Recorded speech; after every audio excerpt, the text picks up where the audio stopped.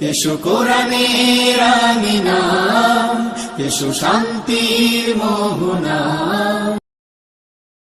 আসসালামু আলাইকুম ওয়া রাহমাতুল্লাহ।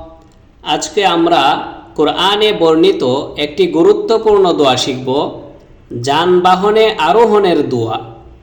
আমরা অনেক সময় যানবাহনে বিভিন্ন দেশে সফর করে থাকি, কিন্তু দোয়া পড়ে উঠি না।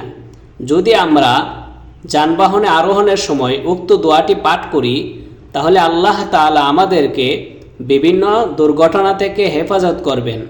দোয়াটি হচ্ছে, সুবহানাল্লাযী সাখখারা লানা হাযা ওয়া মা কুন্না লাহু মুকরিনিন ওয়া ইন্না ইলা রাব্বিনা লামুনকালিবুন।